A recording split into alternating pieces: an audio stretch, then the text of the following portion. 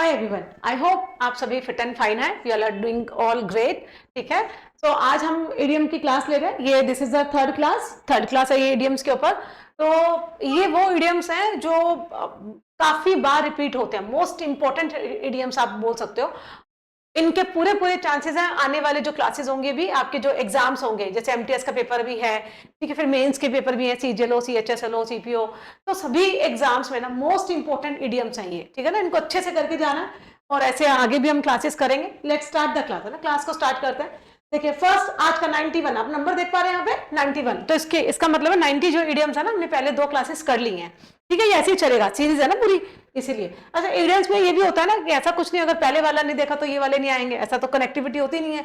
जैसे ग्रामर में तो रूल्स होते हैं ना, पहले वाले नहीं किएंगे तो आगे वाले समझ में नहीं आएंगे। तो आप ये वीडियो अगर देख रहे हैं ना, तो पहले वाली दोनों जरूर मतलब देख लेना, है ना, अच्छे इडियम्स हैं और मजा आएगा करके। पूरी कोशिश कर रही हूँ मैं कि क्लास में आपको लर्न हो जाए, है ना। अभी देखो फर्स्ट इडियम हमारा मतलब 91 है, the best of both worlds. Both world से क्या समझते हो? दो वर्ल्ड, दो संसार, है कि नहीं। बेस्ट ऑफ क्या कह रहे हैं? बेस्ट ऑफ का मतलब है एडवांटेज, जब आपको लाभ मिले, जब आपको एडवांटेज हो। कहां से? दोनों वर्ल्ड से। दोनों, अब दो वर्ल्ड कैसे हो गए? देखो, दोनों दुनियाओं का फायदा मिलना, दोनों के लाभ एक साथ मिलना। इसको ऐसे लर्न कर सकते हो, जैसे मान लो कोई बॉय है या कोई हस्बैंड है, ठीक है, उसकी वाइफ है घर में और बाहर उसने सेटिंग कर रखी है गर्लफ्रेंड के साथ में। तो दोनों दुनिया का ना, दोनों वर्ल्ड का फायदा मिल रहा है। एडवांटेज कौन ले रहा है? वो अकेला इंसान ले रहा है। मतलब अगर घरवाली के साथ में, वाइफ के साथ में झगड़ा होगा तो कह कोई बात नहीं, तू नाराज है तो बाहर वाली से हम अपना कर लेंगे ना। तो गर्लफ्रेंड से अगर झगड़ा हो जाए तो गर्लफ्रेंड को बोलेगा ठीक है, नाराज होना हो तो हो, है ना, फिर बीवी के साथ में घूम लेंगे। तो कहने का मतलब है, जब आप वो मतलब दो वर्ल्ड है ना, दोनों वर्ल्ड में आपके हाथ, मतलब दोनों जगह से आपको क्या हो? बेस्ट मतलब एडवांटेज हो। बेस्ट का मतलब यहाँ पे है एडवांटेज, ठीक है, आपको लाभ मिले दोनों जगह से। जब आपको लाभ मिले, जैसे मान लो कुछ ऐसा होता है ना, आपने देखा होगा कई जो ऑफिस होता है ना बहुत अच्छे होते हैं, मतलब ग्लास के बने होते हैं, ठीक है, और बहुत ज्यादा हैवी मतलब वर्क का प्रेशर होता है। जो आईआईटीएंस होता है ना, आईआईटी की जो कंपनी होती है, वो जनरली जो अपने ऑफिस बनाते हैं ना, वो अच्छी सीनरी के पास बनाते हैं। तो क्या होता है, ग्लास की बिल्डिंग है, सामने सीनरी है, आप देख पा रहे हो, लेकिन साथ में काम भी कर रहे हो। तो आपको देखो, काम करने का आपको बेनिफिट मिल रहा है, आपको पैसे मिल रहे हैं, और साथ में आप सीनरी को भी इंजॉय कर रहे हो, है कि नहीं। तो कहने का मतलब है the best of both world का मतलब है जब आपको दोनों जगह से एडवांटेज मिले। ठीक है, बेस्ट का मतलब है एडवांटेज मिलना, दोनों जगह से एडवांटेज मिलना। चूजिंग ओनली वन ऑप्शन नहीं, फेसिंग प्रॉब्लम्स नहीं, enjoying the advantages, ठीक है, enjoying the advantages of two different things, दोनों डिफरेंट थिंग्स से आपको एडवांटेजेस का मिलना। सी ऑप्शन यहां पे आएगा, बाकी हम सारे ऑप्शन को छोड़ रहे हैं। Next we have 92, boil the ocean. Boil the ocean से कैसे लर्न करोगे? जैसे हम पानी को तो बॉयल करते हैं ना पीने के लिए, ठंड ज्यादा होती है तो पानी को बॉयल करके पीते हैं। अब कोई ऐसा कहे कि ओशियन बॉयल कर दो, पूरे ओशियन के पानी को बॉयल कर दो, पॉसिबल है क्या? नहीं पॉसिबल। इट मींस कोई ऐसा काम जो इम्पॉसिबल हो, वेरी डिफिकल्ट भी नहीं बोलेंगे, it is similar to impossible. ठीक है, इतना मतलब पॉसिबल ही नहीं है उसको करना। पूरे ओशियन को पानी को बॉयल कर सकते हैं क्या? नहीं। हाँ, 1 गिलास बोलोगे, 2 गिलास बोलोगे तो कर सकते हैं बॉयल। पूरे ओशियन के पानी को बॉयल करना, it is next to impossible, है ना। तो बस वही काम, एक ऐसा काम जो नेक्स्ट टू इम्पॉसिबल हो या वेरी डिफिकल्ट, ठीक है, असंभव, इम्पॉसिबल काम को करने की कोशिश करना। ठीक है, आपको ये कहे कि वाइफ को कभी कोई खुश रख सकता है क्या? नहीं रख सकता ना, नेक्स्ट इम्पॉसिबल है ये। ठीक है, to work very hard, to waste time unnecessarily, नहीं। To try to do something impossible, एक ऐसा काम जो इम्पॉसिबल है उसको करने की कोशिश करना, जो हो ही नहीं सकता। तो ओशियन के पानी को बॉईल करना इम्पॉसिबल है भाई। 1 गिलास पानी को तो बॉईल कर सकते हैं, लेकिन पूरे ओशियन के पानी को कैसे बॉईल करेंगे? Next to impossible. Next we have step up to the plate. Step up, देखो स्टेप अप से क्या समझते हो? थोड़ा आगे जाना ना, step up to the plate. कहां जाना? टू डेस्टिनेशन वाला प्रपोजिशन है जो डेस्टिनेशन को बताता है कहां जाना, प्लेट के पास में।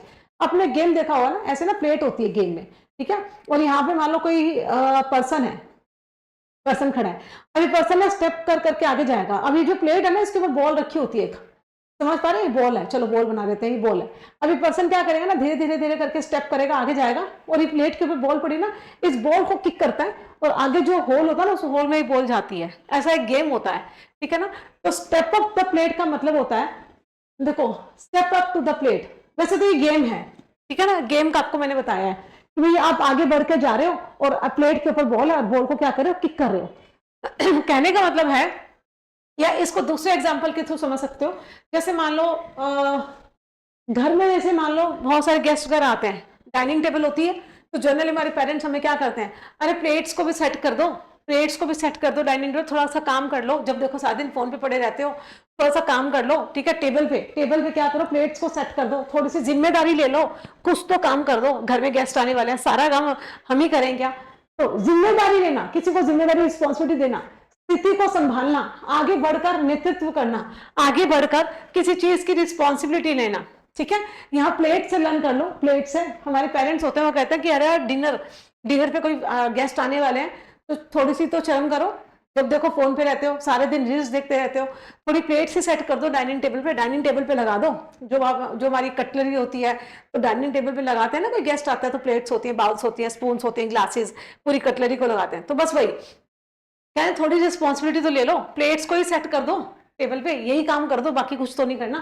तो वहां से, ठीक है, टू अवॉइड रिस्पॉन्सिबिलिटी नहीं, टू वेट इंस्ट्रक्शंस नहीं, to take control of a situation और एक्सेप्ट रिस्पॉन्सिबिलिटी को निभाना, अपनी जिम्मेदारियों को निभाना, ठीक है। क्रिटिसाइज नहीं होता। प्लेट से लर्न करना कि पेरेंट्स ने कहा और तो कुछ नहीं कर सकते, इतनी जिम्मेदारी ले लो कि प्लेट्स को डाइनिंग टेबल पे सेट कर दो, सब डिनर पे आने वाले हैं। रिस्पॉन्सिबिलिटी को लेना, ठीक है, किसी सिचुएशन को कंट्रोल करना, ये भी इंसान आगे बढ़कर क्या ले रहा है, अपनी पूरी टीम की जिम्मेदारी ले रहा है ना, बॉल को किक करेगा, तो जिम्मेदारी लेना, रिस्पॉन्सिबिलिटी लेना। Next we have, I hope session समझ में आ रहा होगा, एंजॉय कर रहे होंगे, ठीक है। Water under the bridge, water under the bridge, ऐसे समझ लो जैसे कोई ब्रिज है ये, है ना, और ब्रिज के नीचे पूरा पानी है कि नहीं, और यहाँ पे मतलब आप चल रहे हो, मतलब ये आपका फुट, अच्छा ये गलत बन गया, एक सेकंड रुको, ये रोड आपकी, ठीक है, इस रोड पे ऐसे ब्रिज बना हुआ है, और इस ब्रिज के नीचे आप ऐसे समझ, अच्छा रोड तो फिर यहाँ पे होएगी नहीं, आप ब्रिज पे चलोगे, आप इसको ऐसे कर सकते हो, ऐसे कर लो, ये ब्रिज है आपका, ठीक है, आप इस ब्रिज पे चल रहे हो ना, यहाँ चल रहे हो, और यहाँ पे सारा पानी है, मान लो यहाँ पे सारा क्या है, पानी है। अब ऐसे समझना कि जैसे मान लो हम किसी पानी के अंदर स्विमिंग करते हैं, मान लो किसी पानी के अंदर, किसी रिवर के अंदर हम स्विमिंग करते हैं, तो वो रिवर के अंदर जिस पानी में हमने स्विमिंग किया, क्या ये पॉसिबल है कि हम 1 घंटे बाद या हम 10 मिनट बाद भी उसी पानी में जाएं, सेम पानी रहेगा क्या रिवर का, जिस पानी में हमने स्विमिंग किया, ठीक है। अगर हम 5 मिनट के बाद में भी जाएंगे तो रिवर का पानी क्या फ्लो करता रहता है, आगे बढ़ता रहता है कि नहीं, आगे जाता है ना ऐसे, तो सेम क्या उसी पानी में हम स्विमिंग कर पाएंगे, पॉसिबल नहीं है, पानी तो चेंज होता रहता है ना, फ्लो बदलता रहता है उसका। वही बात है, देखो वाटर अंडर द ब्रिज का मतलब है किसी ब्रिज के नीचे मान लो पानी है, पानी देखो एक ही प्रवाह में चलता रहता है, बहता रहता है ना। अब सेम पानी रहता है क्या, नहीं रहता, जो आगे बढ़ गया फिर दूसरा पानी आता है, पानी से आता रहता है ना, आता रहता है। तो जब यहां से आप क्या समझ रहे हो कि जब पानी का जो प्रवाह है, पानी का जो फ्लो है, वो आगे बढ़ता रहता है, पानी जब सेम नहीं रहता, ठीक है, वो हम पास में हम जाए, हम बोले कि हमें तो उसी पानी में नहाना है, उसी पानी में हमें डुबकी लगानी है, तो पॉसिबल नहीं है। इसका मतलब ये हुआ कि पास्ट की कोई बात है मान लो, तो वो हमें पकड़ के नहीं रखनी चाहिए, पास्ट की किसी बात को हमें पकड़ के नहीं रखना चाहिए। पास्ट की बात जो होती है वो मतलब फॉरगेट करने के लिए होती है, फॉरगिव करने के लिए होती है। पास्ट में मान लो आपके किसी का कोई झगड़ा हो गया, तो उसको भूल जाओ, उसको इंसान को फॉरगिव कर दो, उस बात को भूल जाओ, फॉरगेट कर दो, ठीक है। Under, water under the bridge का मतलब है ब्रिज के नीचे जो पानी है वो सेम नहीं रहता, पानी चलता रहता है, जैसे ही पानी था आगे बढ़ा, फिर दूसरा पानी आया, फिर तीसरा पानी यहाँ से आया, पानी का प्रवाह तो चलता रहता है, फ्लो तो आगे होता रहता है। एक मतलब बीती हुई कोई बात है तो उसको पकड़ के नहीं रखना चाहिए, जैसे पानी का प्रवाह चलता रहता है, आगे बढ़ता रहता है, ठीक है, वैसे ही हमें पास में कोई बात है उसको पकड़ के नहीं रखना चाहिए, हमें भी आगे बढ़ते रहना चाहिए। तो पास की कोई घटना है वो हमेशा फॉरगेट करने के लिए होती है, फॉरगिव करने के लिए होती है। हिंदी देखो, बीती हुई बात जो हो चुका है उसे भूल जाना, जिसे अब बदला नहीं जा सकता। अब बदल सकते हो क्या, आप बोलोगे मुझे तो उसी पानी में नहाना है, वो पानी लाके दो, तो उसको बदला ही नहीं जा सकता। Something that may happen in the future नहीं, a problem that is still continue नहीं, something that happened in the past, कुछ ऐसा जो पास्ट में हुआ, and can not now be change, अब जिसे हम चेंज नहीं कर सकते। पास्ट में कुछ ऐसा हुआ जिसे हम चेंज नहीं कर सकते। ठीक है, इसको ऐसे लर्न करना कि ब्रिज के नीचे पानी था, ठीक है, इस पानी को, ये पानी देखो आगे बढ़ता रहा, आगे बढ़ता रहा। अब किसी इंसान ने कहा मुझे तो वही पानी चाहिए, तो उस पानी में वापस नहाना पॉसिबल है क्या? पानी तो चेंज होता रहता है। तो मतलब हम चीजों को चेंज नहीं कर सकते। आप ऐसे लर्न कर सकते हो, पास्ट में कुछ भी हुआ तो पास्ट को हम चेंज नहीं कर सकते, है ना।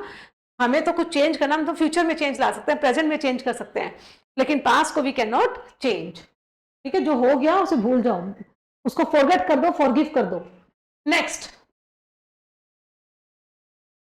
आई थिंक आगे चले गए, 95 है ना।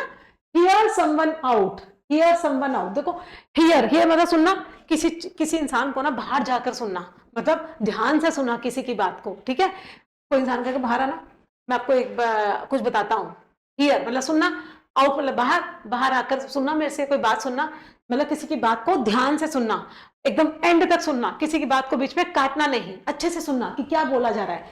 हिंदी पूरी बात ध्यान से सुनना, किसी को बिना टोके अंत तक सुनना। ठीक है, टू इंटरप्ट, इंटरप्ट होगा नहीं, इग्नोर होगा नहीं। टू लिसन, सुनना, किसको? टू समवन, किसी इंसान को सुनना, until they have said everything that they want to say, किसी इंसान को अंत तक सुनना, जो भी वो कुछ कह रहे हैं उसको बीच में इंटरप्ट ना करना। Next we have question number 96। ठीक है, keep your chin up, chin up. देखो चिन अप से क्या समझते हो, चिन्ह होती है, इसको अप रखना। अब देखना, इसको ऐसे समझ सकते हो, कोई इंसान पानी में स्विमिंग कर रहा है, ठीक है, करते करते ना ऐसा हो गया कि वो रिवर में स्विमिंग कर रहा था, एकदम से करते करते ना रिवर में बहुत ज्यादा पानी का फ्लो आ गया, अब वो डूब रहा है। आती है उसको स्विमिंग आती है, वो पूरी कोशिश कर रहा है मैं बच जाऊं बच जाऊं। अब वो बचेगा तो अपनी चिन अपनी रखेगा ना, बस आप वो सीन याद कर लो कि कौन सा पानी में डूब रहा है, तो अपनी चिन थोड़ी ना नीचे कर देगा, चिन नीचे करेगा तो डूब ही जाएगा। वो हाथ मारा है, हाथ मारा, चिन ऊपर करके रख रहा है, मैं बच जाऊं, पूरी कोशिश कर रहा है ना। चिन अब से क्या समझते हो, पूरी मतलब बहुत डिफिकल्ट सिचुएशन के अंदर भी, देखो पानी चारों तरफ पानी पानी है, बहुत डिफिकल्ट सिचुएशन है, फिर भी वो क्या कर रहा है, हिम्मत बनाए रख रहा है ना, मैं आगे बढ़ू, मैं आगे बढ़ू, चिन अप करके, मतलब मैं कैसे भी खुद को सर्वाइव कर जाऊं, मैं सेव हो जाऊं, है ना। डिफिकल्ट सिचुएशन में जब आप हिम्मत ना हारे, ठीक है, हिम्मत बनाए रखना, मुश्किल हालात में भी खुश और सकारात्मक रहना, पॉजिटिव रहना, हैप्पी रहना। टू फील सैड नहीं, टू गिव अप इजिली नहीं, वे चिन अप है ना, तो गिव अप तो वैसे भी नहीं होगा। ठीक है, टू रिमेन चीयरफुल, चीयरफुल रहना इन डिफिकल्ट सर्कमस्टांसेस। ठीक है, डिफिकल्ट सर्कमस्टांसेस के अंदर भी चीयरफुल रहना, पूरी हिम्मत बनाए रखना, हार ना मानना। कोई इंसान है डूब रहा है, चिन अप है, पूरी कोशिश कर रहा है कि मैं हिम्मत बना के रखूंगा, मतलब उदास नहीं होना, हिम्मत नहीं हारना, पॉजिटिव रहना, ऑप्टिमिस्टिक रहना। ठीक है, पैसिमिस्ट मतलब पैसिमिस्ट नहीं होना, ऑप्टिमिस्ट रहना, हिम्मत बनाए रखना, चीयरफुल रहना एकदम। ठीक है, तो हो गया यहाँ पे answer C. Next we have question number 97। देखिए, you have made your bed, तुमने अपना बेड बनाया है, नाउ लाई इन इट, मतलब तुमने अपना बेड खुद बनाया, अब इस पे सो जाओ। इसका मतलब सोने का नहीं है, कहने का मतलब यह है कि आपने मान लो कोई गलत काम कर लिया, आपसे कोई गलती हो गई, तो उसके जो कॉन्सिक्वेंसेज हैं, उसके जो परिणाम हैं, ठीक है, उसके जो रिजल्ट्स हैं, वो आपको ही क्या करने पड़ेंगे, भुगतने पड़ेंगे। हमने कोई गलती की तो हमें ही भुगतनी पड़ेगी, सामने वाला थोड़ी ना भुगत लेगा। तो बस वही है कि आपने कोई गलती की, आपने कोई बेड बनाया, ठीक है, तो उसके जो कॉन्सिक्वेंसेज हैं वो आपको ही भुगतने पड़ेंगे। अपने किए का परिणाम खुद भुगतना, जो फैसला लिया है उसकी जिम्मेदारी लेना। ठीक है, जो आपने फैसले लिए हैं उसकी जिम्मेदारी आप खुद ही लोगे, क्योंकि आपने फैसला लिया है। ठीक है, आप ही बोल रहे हो हमें एसएससी की तैयारी करनी है, अब भुगतो। ठीक है, to change a decision easily नहीं, टू ब्लेम अदर्स नहीं, टू एक्सेप्ट द कॉन्सिक्वेंसेज। कौन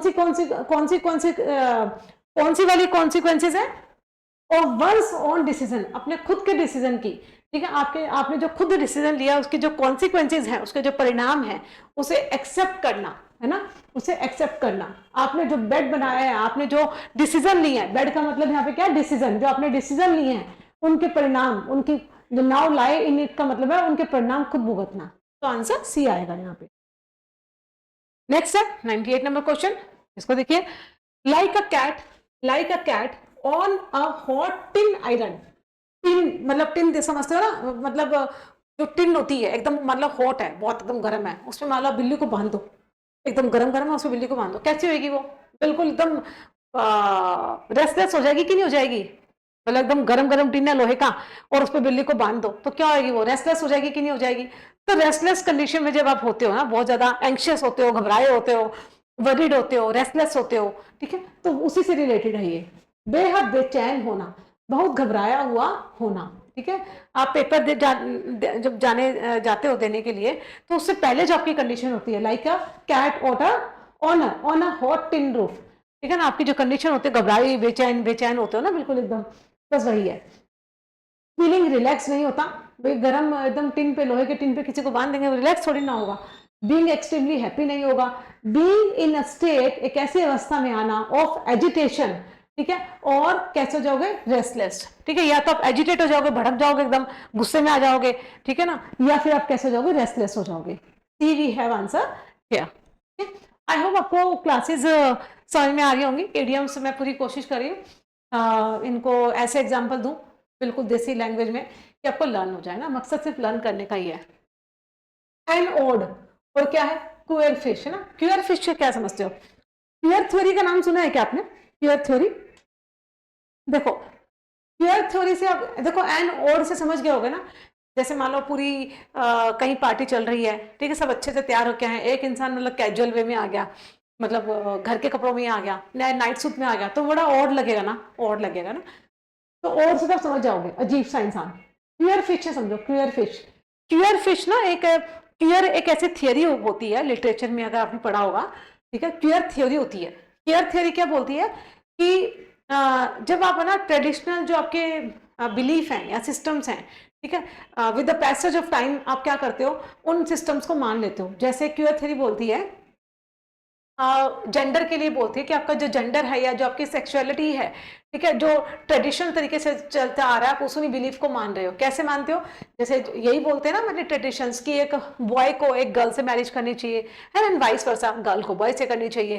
तो अपोजिट सेक्स में हम, जेंडर में हम क्या करते हैं, मैरिज करते हैं, यही है। और ये सिस्टम क्यों बना, by the passage, with the passage of time, हमारे ट्रेडिशन में था और चलता रहा, और अभी ये हमारा क्या बन गया, एक मतलब इस चीज को हमने वो बना लिया है ना, ट्रेडिशन बना लिया कि यही यही होता है, ठीक है, एक बिलीफ हो गया ये, एक बिलीफ ऐसा जो मतलब सदियों से चलता आ रहा, उसको आज हमने फिक्स कर दिया कि यही होगा।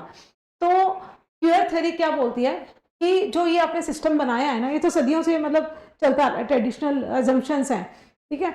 लेकिन जो एलजीबीटी जो लोग होते हैं ना, एलजीबीटी मतलब जैसे गे होते हैं, गे का नाम सुना होगा, लड़के लड़के को पसंद करते हैं, आजकल कर रहे हैं ना, लड़के लड़के से शादी करता है, गर्ल गर्ल के साथ वो करती है, उनको लेस्बियंस बोलते हैं। तो गे और लेस्बियंस, इनको एलजीबीटी बोलते हैं। तो ये इन्होंने ना क्वेश्चन उठाया कि भाई ट्रेडिशन बिलीफ तो ये है जो सदियों से चलता आ रहा है कि अपोजिट सेक्स में आप या अपोजिट जेंडर में आप मैरिज करोगे, लेकिन ऐसा क्यों इन्होंने क्वेश्चन रेज किया, ठीक है।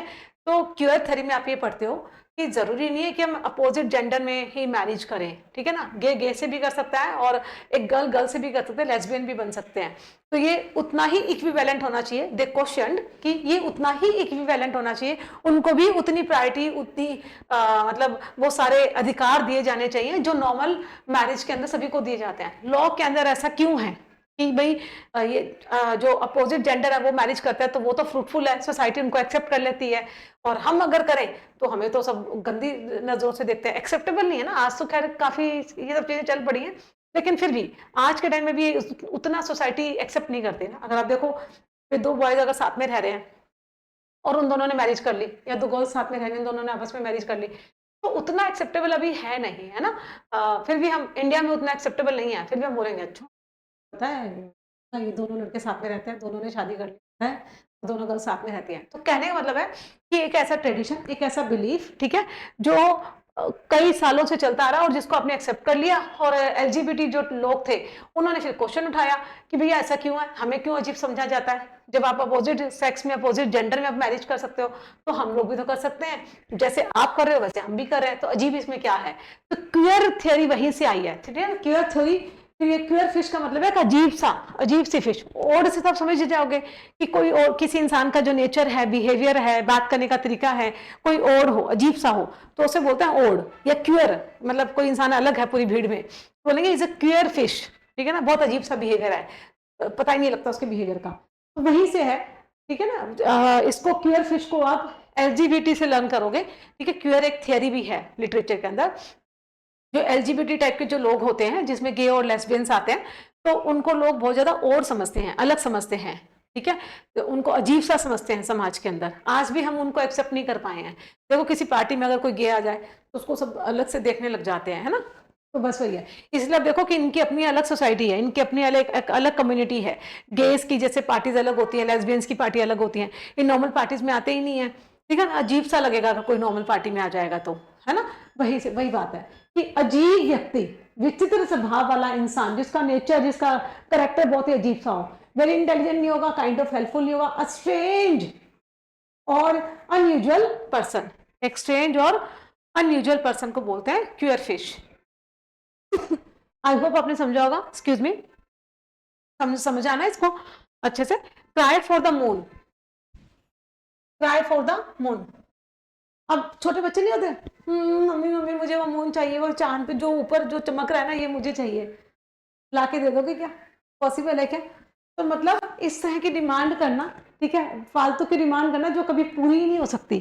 तो मून थोड़ी ना किसी को ला के दे दोगे। हाँ ये बात अलग है, लवर जो होते हैं वो एक दूसरे को बोलते हैं मैं तुम्हें चांद भी ला के दे दूंगा, है ना, इस तरह से। तो पॉसिबल है क्या चांद को लाना? मतलब फालतू की डिमांड है और फालतू की आपके क्या है फालतू की इच्छाएं हैं जो कभी पूरी नहीं हो सकती। To ask for something very small नहीं, टू वर्क हार्ड नहीं, टू डिजायर, इच्छा होनी, समथिंग, किसी चीज की, that can not be achieve, जिसे अचीव नहीं किया जा सकता, ठीक है ना। बच्चे होते हैं वो तो बचपन में, चलो उनको पता नहीं होता कि भैया तुम मम्मी पापा से मांगते रहो, मम्मी पापा खुद ही वहां तक आज तक नहीं आए हैं। चांद को लाना मतलब चांद की डिजायर करना एक अपने आप में ही क्या है, वो जो कभी पूरी नहीं हो सकती वैसी डिजायर, ठीक है। तो we have answer C here. ये तो इजी था ना, आराम से कर जाओगे। On the cards, on the cards, on the cards ऐसे समझो जैसे किसी की मैरिज होने वाली है, ठीक है। हाँ भाई, उसके फ्रेंड्स ने कहा हाँ भाई फिर शादी में कितने दिन रह गए, तो वो बोलेगा बस ऑन द कार्ड्स, मतलब अभी होने वाली है। कार्ड्स तो छप ही गए हैं। अब कार्ड्स जब छप जाते हैं तो उसका मतलब क्या होती है, शादी होने वाली होती है ना। कार्ड्स तो तभी छपते हैं जब आपकी मैरिज होने वाली हो। क्या आपको पता, जब आपकी मैरिज 1 साल के बाद होगी या 6 महीने बाद होगी तो कार्ड्स छपते हैं क्या? नहीं छपते। कार्ड्स छपने का मतलब है कि वो काम अभी होने वाला है, मतलब शादी अभी होने वाली है।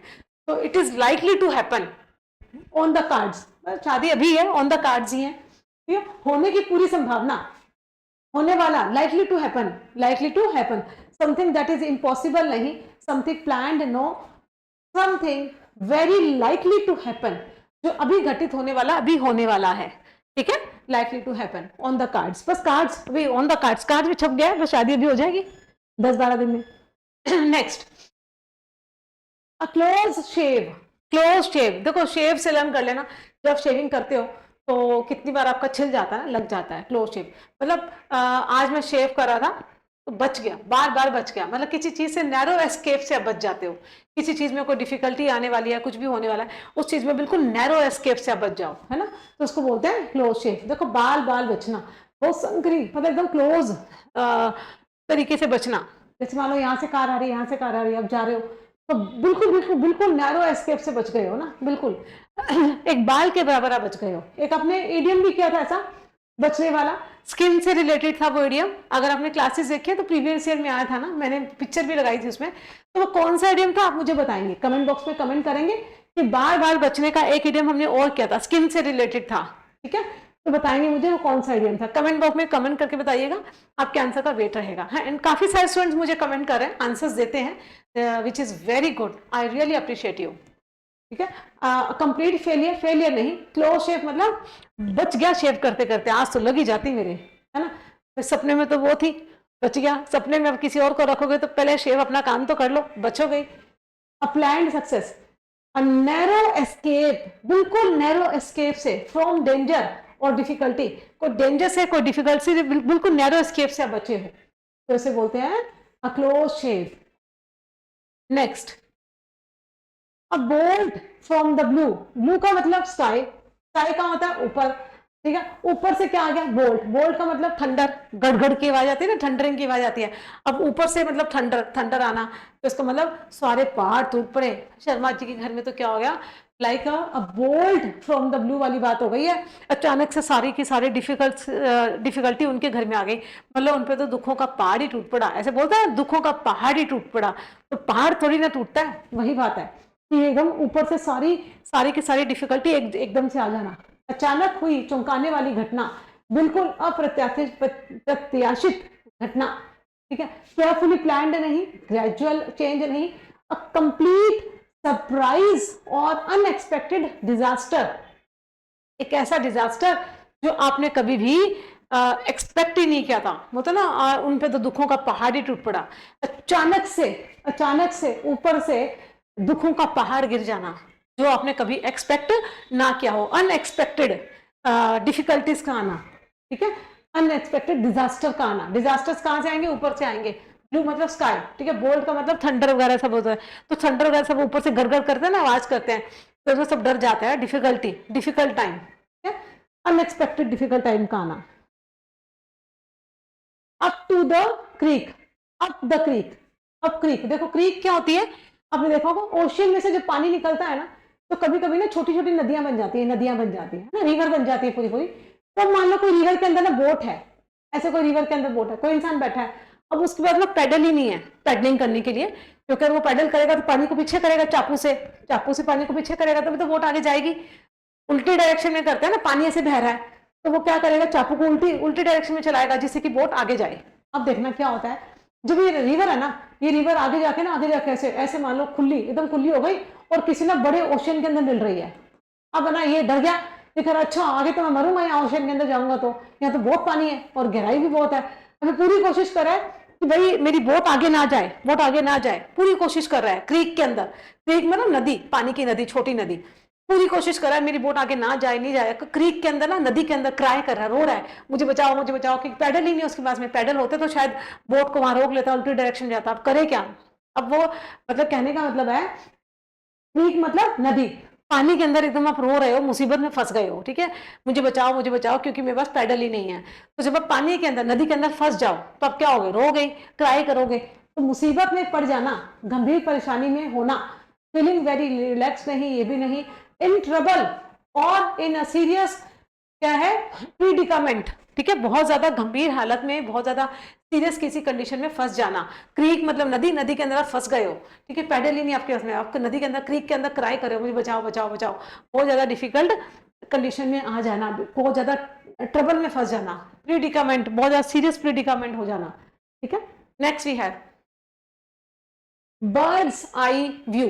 बर्ड्स आई व्यू से क्या समझते हो? तो ना चील को देखा, चील कितनी ऊंचाई पे होती है, बहुत ऊंचाई पे होती है, और नीचे अगर उसको अपना मतलब का चीज दिखेगा ना, मतलब उसको देखेगा यार मुझे इसका शिकार करना है, तो एकदम ऊंची, एकदम ऊंचाई पे होने के बावजूद वो अपने शिकार को देख लेती है और उसे भाग के आती है, उड़ के, मतलब 1 सेकंड में आते अपने शिकार को लेके झपटा मार के लेके चली जाती है। चील होता है ना, चील की निगाहें होनी चाहिए, चील की। तो ऊपर से ना मतलब आप जब सारा कुछ देख पाओ, ऊपर से सब कुछ देख पाना, मतलब बॉस जो होता है, बॉस की आईज कैसी होती है? बर्ड्स आईज होती हैं, है ना। बॉस सब कुछ देख पाता है कि कंपनी में क्या हो रहा है, क्या नहीं हो रहा, तभी कंपनी चलती है। ऊपर से पूरा दृश्य देखना, समग्र दृष्टि रखना, और very close look at detail नहीं, डिटेल का क्लोज लुक नहीं है, ठीक है ना, वो तो ऊपर से देखता है।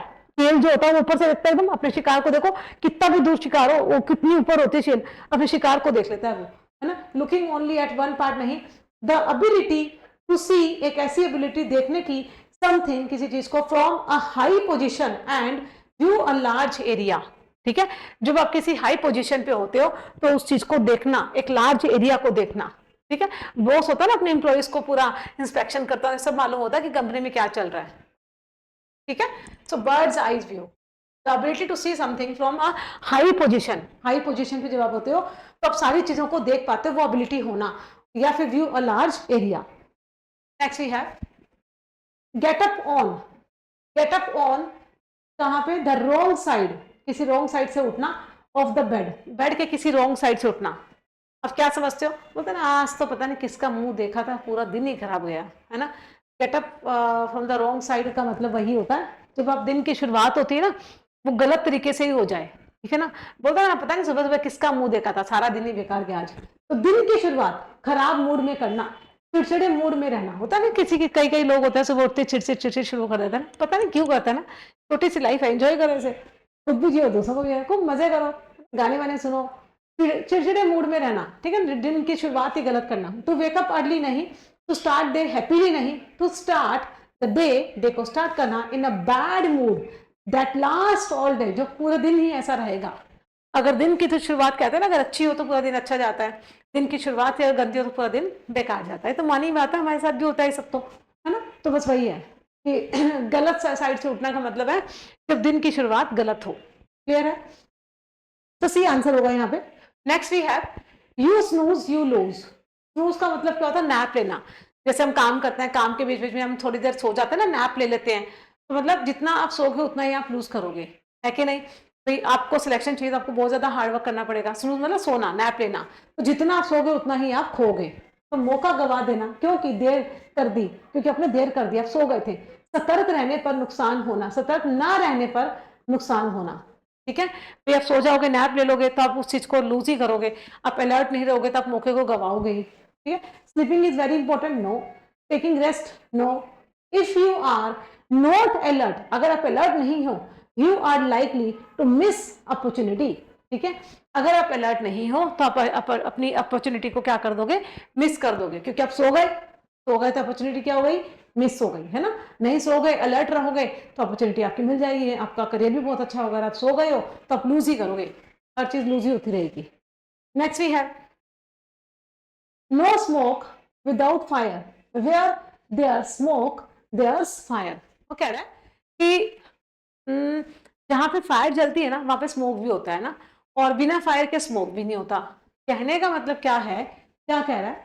देखो, नो स्मोक विदाउट फायर, ठीक है। बिना आग के तो कोई स्मोक भी नहीं होती, और जहां पे वेयर देयर स्मोक, जहां पे धुआं होता है, जहां पे धुआं होता है वहां पे क्या होती है? आग भी होती है। कहने का मतलब है, देखो स्मोक कैसे होता है? स्मोक जल्दी से, जैसे आग लगती है ना, तो जब धुआं तो जल्दी से फैल जाता है ना, धुआं। तो धुएं को आप रिलेट करोगे र्यूमर से, अफवाहों से, र्यूमर से, ठीक है। तो र्यूमर्स होती है ना, जल्दी जल्दी फैल जाती हैं, है कि नहीं। कोई अच्छा काम करेगा ना तो बात नहीं फैलती, कोई गलत काम कर देना आपके आसपास में, नेबर में, बताएगा तुम्हें शर्मा जी की बेटी, तो मतलब ऐसे र्यूमर्स, र्यूमर्स कहते हैं स्मोक के जैसे जल्दी से फैलते हैं। लेकिन हर र्यूमर के पीछे, हर अफवाह के पीछे कोई ना कोई ट्रूथ होता है, कोई ना कोई सच्चाई होती है, ठीक है। इसलिए हमें अफवाहों पे, हमें र्यूमर्स पे बिलीव नहीं करना चाहिए। हर अफवाह के पीछे कुछ ना कुछ सच्चाई होती है, बिना कारण बात नहीं फैलती, ठीक है। Rumours are always false, no. Fire is very dangerous, no. There is always some truth, कुछ सच होता है बिहाइंड अ रूमर और बैड थिंग। कोई भी गलत चीज होती है या कोई रूमर फैलती है, उसके पीछे कोई ना कोई सच्चाई जरूर होती है। अब वो शर्मा जी की बेटी इसलिए भागी ना, उसके पेरेंट्स नहीं मान रहे होंगे तो भाग के जाना पड़ा। मान ही जाओ ना, उसको लाइफ उसको स्पेंड करनी है, जिसको उसको मान लो कोई बॉय पसंद आया तो करवा दो शादी, क्या ही बन जाएगा तुम्हारा, है ना। तो वही बात है कि किसी भी र्यूमर के पीछे कोई ना कोई सच्चाई जरूर होती है, ठीक है। र्यूमर ही का मतलब यहाँ पे स्मोक है, जो स्मोक फैलता है जैसे, वैसे र्यूमर फैलती है तो उसके पीछे फायर होती है, तो उसके पीछे सच्चाई होती है। फायर मतलब ट्रुथ, ट्रुथ होता है। क्लियर है? नेक्स्ट, ये बड़ा अच्छा है, पाइप ड्रीम, ठीक है ना। पाइप ड्रीम से क्या समझते हो? आप ऐसे समझो, कोई इंसान है और एक पाइप है। पहले ना पाइप होती थी, उस पाइप के अंदर ना वो ओपियम डालते थे, एक तरह का ड्रग होता है, ठीक है ना, ओपियम डालते थे और उसको ना ऐसे सुड़कते रहते थे पाइप से, सुड़कते। तो ओपियम जब आप लोगे, कोई ड्रग लोगे तो आपको कैसे होगा? आप जैसे थोड़ा सा मतलब आप नशे में आओगे कि नहीं आओगे? नशे में आ जाओगे ना, आपको कुछ होश ही नहीं रहेगा। और जब आप नशे में आओगे, जब आप इंटॉक्सिकेट हो जाओगे, तो फिर आप क्या करोगे? आप अजीब अजीब से ड्रीम लेने लगोगे। और कौन से ड्रीम? ख्याली ड्रीम ना, ख्याली पुलाव पकाओगे कि काश जो साथ वाली है मेरी बन जाती, काश वो, अरे साथ वाली तो मेरी बन गई, अब काश, क्या छोड़ो, वो तो मेरी बन गई है ना, इस तरह से। तो पाइप ड्रीम का मतलब एक पाइप है जिसके अंदर ओपियम भरा हुआ है, ठीक है। इस ओपियम को जब आप मतलब इनहेल करोगे तो आप इंटॉक्सिकेट हो जाओगे। इंटॉक्सिकेट हो जाओगे तो फिर उसमें क्या होगा? मतलब आप मतलब ड्रीमी वर्ल्ड में आ जाओगे, है ना। जब वो होश ही नहीं है, देखो लोग ड्रिंक करते हैं, कई लोग तो बहुत ज्यादा ड्रिंक कर लेते हैं। ड्रिंक करने के बाद में देखो वो, उनको होश ही नहीं रहता ना, वो क्या बोलते हैं, क्या करते हैं। तो मतलब वही चीज है कि आप इस तरह के ख्याली मतलब ड्रीम वर्ल्ड में आ जाओगे जो कि सच नहीं होते, ठीक है ना। तो पाइप ड्रीम का मतलब है एक ऐसा सपना देखना जो कभी सच नहीं होता, क्योंकि आपने उस पाइप के थ्रू ड्रीम देखा है, मतलब वो ओपियम खा के आपने देखा है। पाइप एक तो होता है जैसे मैं अभी ड्रीम लूं, मतलब मैं पूरे होश आवाज में हूँ, ठीक है, मुझे पता है कि मुझे ये करना है, एक ड्रीम है मेरा, मुझे कहीं कुछ अचीवमेंट लेने, मेरे ड्रीम्स हैं, जैसे आपके अपने गोल्स हैं, आपके अपने ड्रीम्स हैं, राइट। लेकिन आप मान लो कोई चीज इंटॉक्सिकेट होके कोई ड्रीम लो, तो फिर वो ड्रीम कैसे होते हैं, ख्याली ड्रीम होते हैं, वो कभी सच नहीं होते, ठीक है ना, हवाई सपना होता है वो, पाइप के थ्रू लिया इसलिए वो हवाई सपना है, ठीक है। अव्यवहारिक कल्पना, एक ऐसी कल्पना जो कभी भी नहीं हो सकती, अ वेल प्लान प्रोजेक्ट नहीं, रियलिस्टिक गोल नहीं, अ सीक्रेट प्लान, ठीक है, या फिर देखो सीक्रेट प्लान नहीं होगा ये, एन आइडिया और प्लान दैट इज इम्पॉसिबल और वेरी अनलाइकली टू हैपन, ठीक है, एक ऐसा आइडिया, एक ऐसा प्लान जो बिल्कुल इम्पॉसिबल है, ठीक है, क्योंकि आपने कब लिया है वो इम्पॉसिबल क्यों, क्योंकि आपने तब लिया जब आप पाइप ड्रीम में हो, ठीक है, आपने ओपियम खा रखा, आप इंटॉक्सिकेट हो रखे हो, आपको पता ही नहीं आप क्या ख्याली पुलाव बनाए जा रहे हो। हाँ, अगर आप होश में करो तो फिर बात ठीक है ना, होश में रह के करो तो। एक सेकेंड, चलिए नेक्स्ट करते हैं। नेक्स्ट वी है hard nut to crack. Hard nuts होता है ना, जैसे आप वॉलनट से लर्न कर लो, वॉलनट मतलब अखरोट, अखरोट देखो कितना मुश्किल होता है ना जब वो कवर के साथ होता है, तो दांत से तोड़ के देखो, टूटेगा ही नहीं, दांत निकल के बाहर आ जाएंगे, कितना डिफिकल्ट है। पता नहीं आप लोग तो कैसे तोड़ते हो, मतलब जब मैं छोटी थी आई यूज टू क्रैक इट, मतलब जो वॉलनट होता था उसे जैसे मैं कैसे क्रैक करती थी, गेट के बीच में अड़ाया और गेट को ऐसे बंद किया, वो वॉलनट टूट जाता था और इतना मजा आता था ना, इसमें से वॉलनट निकल के बाहर आ गया, खैर वो भी दिन थे, है ना। तो हार्ड नट, वॉलनट से लर्न करना बहुत हार्ड होता है, उसको तोड़ना, क्रैक करना, तो वेरी डिफिकल्ट सिचुएशन जिससे बाहर आना बड़ा मुश्किल हो, ठीक है, कठिन समस्या जिसे हल करना आसान ना हो, वॉलनट जैसे टूटता ही नहीं है, बड़ा मुश्किल है उसको दांत से तोड़ना, ठीक है ना। एक इतना हार्ड नट है जो टूट ही नहीं रहा, वेरी डिफिकल्ट, एक ऐसी प्रॉब्लम जिससे बाहर आना बड़ा मुश्किल हो, जो सॉल्व भी नहीं हो रही, वेरी इजी टास्क नहीं, सॉल्व नहीं, अ प्रॉब्लम और person that is difficult to deal with और सॉल्व, है ना। कुछ लोग ऐसे होते हैं ना जिनसे डिफिकल्ट होता है डील करना, बड़े अड़ियल टाइप के होते हैं, उनसे डील करना बड़ा मुश्किल होता है, एक ऐसी प्रॉब्लम जिसमें आप फंस करो, जिसको सॉल्व करना बड़ा डिफिकल्ट हो पा रहा है, ठीक है, आंसर सी होगा इसका। च्यू द कड, च्यू द कड, कड से क्या समझते हो, जो काऊ होती है ना, काऊ, अब जैसे बोलते हैं ना, वो क्या करते हैं, बहुत सारा खाना ना ऐसे गल्प कर लेती है ना, खाती नहीं है काऊ। अब काऊ को देखो 50 रोटियां दे दो, सारी के सारे मुंह में डाल लेगी, है ना, फिर वो खाती थोड़ी ना है, वो सारी सारी पेट में डाल लेते हैं, है ना, पेट में कहीं स्टोर कर लेते हैं, फिर वो ना आराम से कहीं बैठती है, पूरे दिन में क्या करेगी, सारी जगह से खाना इकट्ठा कर लेगी, फिर शांति से आराम से देखो कहीं बैठेगी। आपने कहीं देखा होगा, जैसे जनरली ना काउस को देखना अगर नहीं देखा तो जनरली ना ये क्या करते हैं, जब बैठे होते हैं ना, बड़ी आराम की मतलब जिंदगी जी रहे होते हैं, आराम से बैठते हैं, पूरे दिन जो मेहनत की है ना, जो पेट में रखा है, अब उसको ना धीरे धीरे पेट से बाहर निकालते हैं, मुंह में निकालते हैं, है ना, और मुंह में ना निकाल के उसको क्या करते हैं, धीरे धीरे चू करते हैं, चू करते हैं, मतलब जो काऊ होती है, काऊ जब खाना अपना चू करती है ना, निकालती है, पेट से निकालेगी और मुंह में डालेगी, तो मुंह में जब वो खाना डालती है ना, जो पूरे दिन का स्टोर किया उसने, इकट्ठा किया है, ठीक है ना, तो उसको जब करती, चू करती है, उसको बोलते हैं कडिंग करना, कडिंग, जुगाली कहते हैं इसको, जुगाली करती है। भगवान जाने क्या सोचती है ना, बैठी बैठी आराम से एंजॉय करेगी अपने फूड को, जुगाली करना बोलते हैं, कडिंग करना बोलते हैं, ठीक है ना, वहीं से ही बढ़ाया है, मतलब पता नहीं क्या सोचती रहती है ना, खाते खाते गहर विचार, मतलब देखो काऊ को देखो, जब वो कटिंग करते हैं ना, वो किसी मतलब आप उसको तंग नहीं कर सकते, वो आराम से अपना बैठी है और अपना ना, उसके आगे कोई भी खाना तो वो नहीं खाएगी, क्योंकि उसके पेट में ऑलरेडी स्टोर है ना। तो इसका मतलब कोई बहुत ज्यादा गहन चिंता करना, ठीक है, किसी चीज पे विचार करना, वो गाय है तो आराम से चू कर रही है और है ना, सोच विचार कर रही है, चिंता कर रही है, बहुत किसी बात पर बार बार और गहराई से सोचना, सोच विचार करना, ठीक है। तो यहाँ पे क्या होगा, मेक अ क्विक डिसीजन नहीं, फॉरगेट नहीं, टू थिंक, कैसे, slowly and carefully about something. अब भगवान जाने क्या सोचती है वो ना, कटिंग करते करते चबाती रहेगी, पता नहीं क्या सोचती रहती है। तो किसी चीज पे बहुत गहराई से सोचना, ठीक है, जैसे कि काऊ करती है कटिंग के टाइम में। नेक्स्ट, एट क्रॉस पर्पजेज, अब देखो at cross purposes, cross purposes से क्या समझते हो, जैसे मान लो मेरा पर्पज ये है, ठीक है, और बी कोई और इंसान है, उसका पर्पज ये है, तो जब पर्पज हमारे देखो, एक पर्पज ये, एक पर्पज ये है, पर्पज ने क्या कर दिया, क्रॉस कर दिया, क्रॉस कर दिया, तो मतलब इसका मतलब वो हमारे विचार नहीं मिल रहे, पर्पज ही दोनों के क्या हो गए, क्रॉस हो गए, तो विचार नहीं मिल रहे, है ना, हमारे बीच में क्या आ गया, क्लैश आ गया, तो मतलब क्या हो गया, एक दूसरे की बात को गलत समझना, एक दूसरे की बात से असहमत होना, ठीक है ना, क्योंकि उसकी मेरी बात को वो नहीं मान रहा, मैं उसकी बात को नहीं मान रही, हमारे जो पर्पज है वो क्या हमारे मेल नहीं हो रहे है ना, मेल नहीं खा रहे, तो हम क्या असहमत हैं एक दूसरे से, पर्पस हमारे क्या है, बिल्कुल क्रॉस हो रहे हैं, मेरा पर्पस कुछ और है बनने का और बी इंसान का पर्पस कुछ और है, लेकिन साथ में काम करें तो हमारी क्या है, असहमति है, पर्पस ही नहीं मिल रहा है हमारे।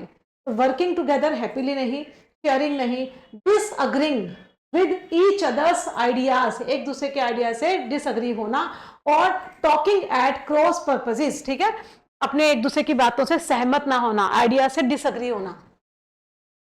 Next, a fly in the ointment, देखो फ्लाई इन द ऑइंटमेंट, देखो आपको जैसे कोई चोट लगी है तो आप ऑइंटमेंट लगाते हो ना, ऑइंटमेंट का मतलब ट्यूब है ना, तो आप मान लो कोई ट्यूब लगाते हो, तो उस बीच में मान लो कोई मक्खी आ जाए तो आपको इरिटेट करेगी या नहीं करेगी, कहने का मतलब जब आप आराम से कोई चीज को एंजॉय कर रहे हो, ठीक है, और एंजॉय कर रहे हो लेकिन बीच में कोई इंटरप्ट कर दे तो फिर वो कैसा होगा इंसान, he is kind of, he is like a fly in the ointment, अच्छे से मैं अपना एंजॉय कर रहा था, बीच में वो आ गया, कहने का मतलब है जब कोई इंसान आपकी खुशी के अंदर बीच में आ जाए, इंटरप्ट करे, फ्लाई इन द ऑइंटमेंट के अकॉर्डिंग, मतलब जैसा ही होता है वो, समझ गए ना, खुशी में खलल डालने वाली छोटी सी समस्या या मजा खराब करने वाली बात, ठीक है, समथिंग दैट इंप्रूव सिचुएशन नहीं, अ वेरी बिग प्रॉब्लम नहीं, something that spoils a pleasant, कोई इंसान या कोई बात जो आपके प्लेजेंट को स्पॉइल कर दे और इंजॉयबल एक्सपीरियंस को क्या कर दे, पूरा का पूरा स्पॉइल कर दे। जैसे मान लो हम कहीं घूमने जा रहे हैं,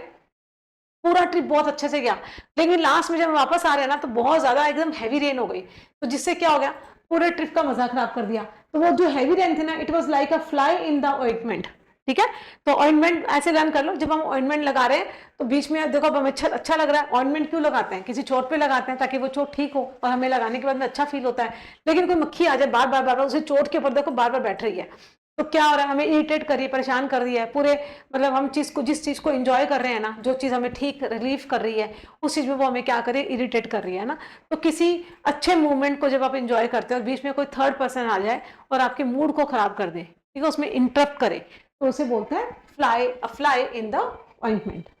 नेक्स्ट वी है बर्न वंस ब्रिज, देखो अपने ही ब्रिज को बर्न करना, ये वर्ड आया है एक्चुअली में आपने मिलिट्री वगैरह में देखा होगा, पहले क्या होते थे, जब ओपोनेंट्स होते थे ना, आर्मीज में क्या होता था, सोल्जर क्या होते थे, मान लो एक आर्मी है और दूसरी आर्मी ओपोनेंट आर्मी है, तो एक आर्मी क्या करती थी, ब्रिज बनाती थी, ठीक है, ब्रिज बना के उसने क्या करे, वहां से तो वो क्रॉस हो जाती थी और फिर अपने ब्रिज को ना बर्न कर देती थी ताकि जो ओपोनेंट आर्मी है ना वो उसके पीछे ना पाए।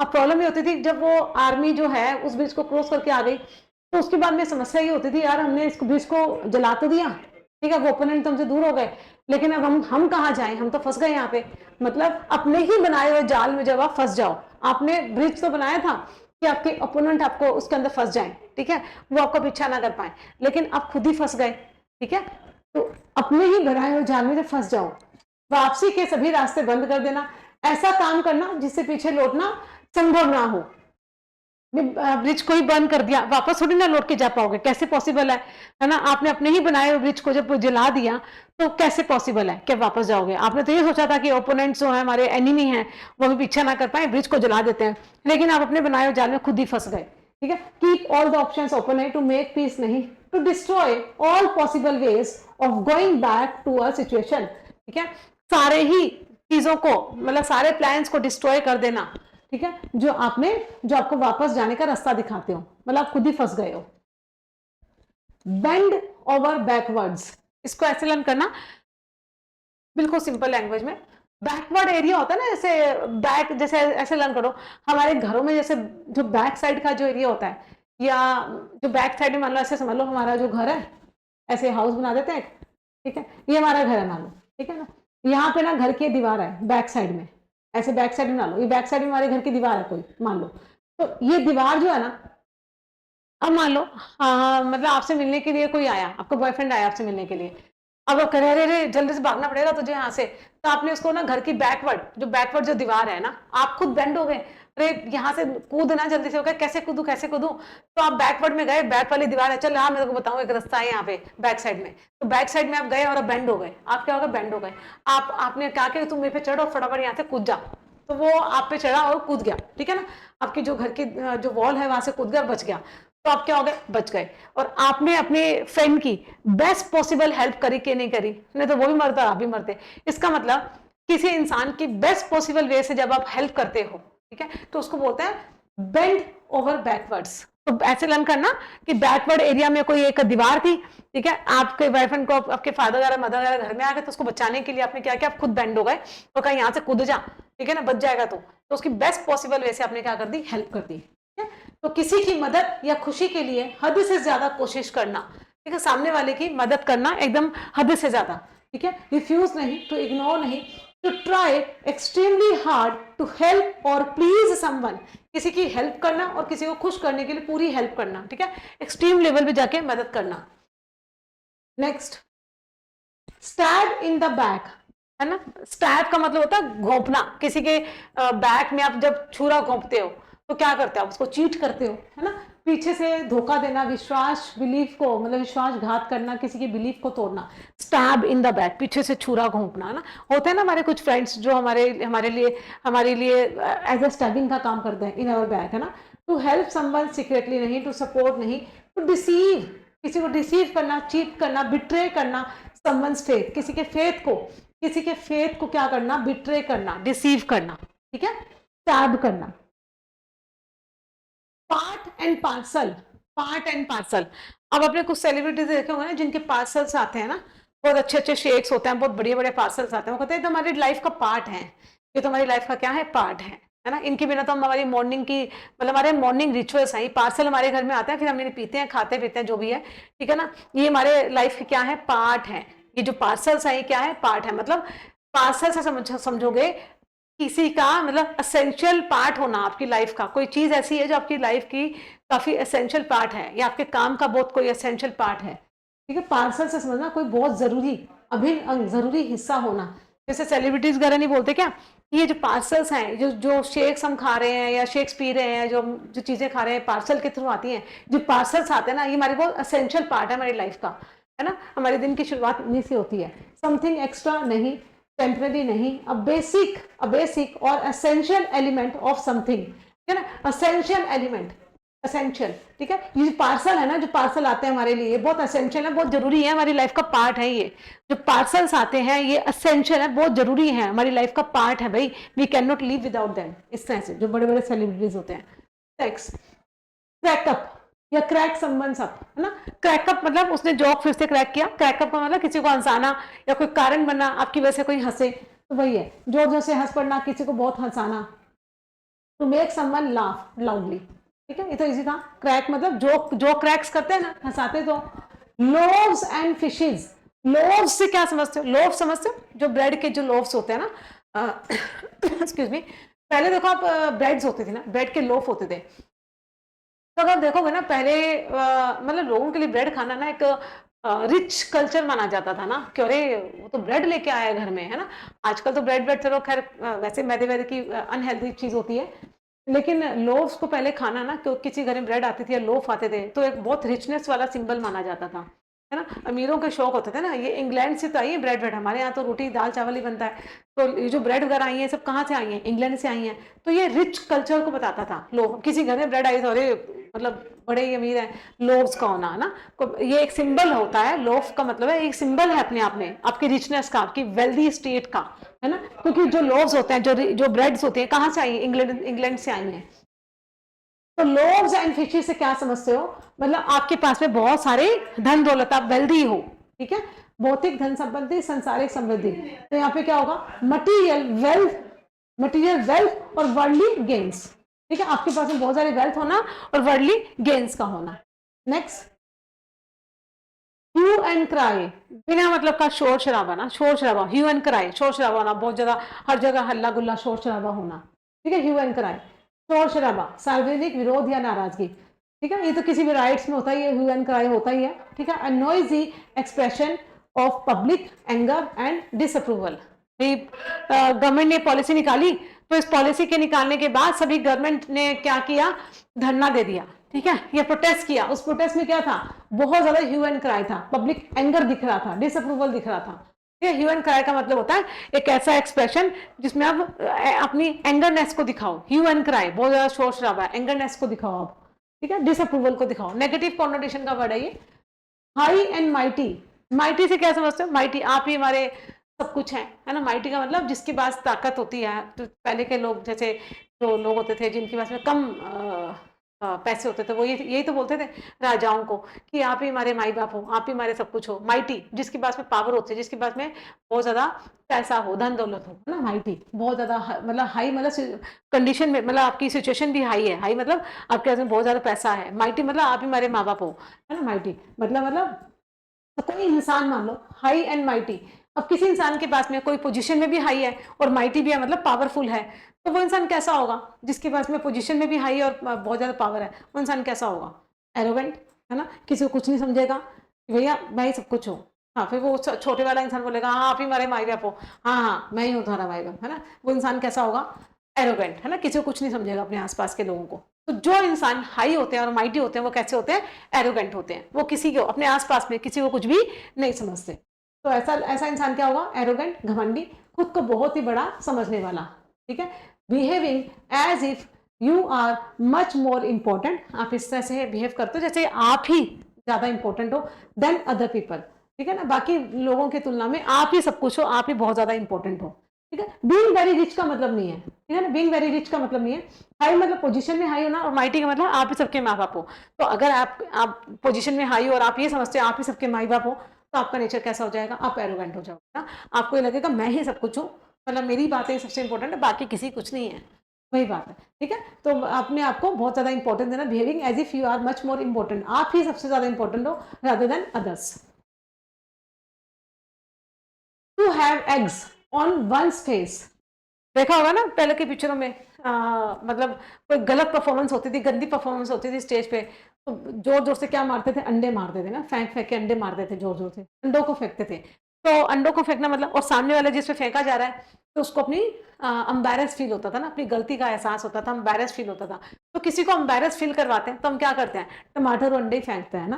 तो वहीं से आया इडियम, अपनी गलती से शर्मिंदा होना, मुंह मुंह की खाना, मतलब अपनी गलती से शर्मिंदा होना, ठीक है ना। अम्बेरस फील करना, to be embarrassed because of one's own action, आप अपनी ही गलती की है, उसकी वजह से आप क्या हो? एम्बेरस फील कर रहे हो, है ना। आपको एम्बेरस फील कैसे करवाया जा रहा है? आपके मुंह पे अंडे मारकर। आई समझ में? Play it by ear, next idiom क्या है? Play it by year. Play it by year से कैसे समझोगे? पहले देखो, जैसे म्यूजिशियंस होते थे ना, तो उनको ना रिटन नोट्स नहीं मिलते थे।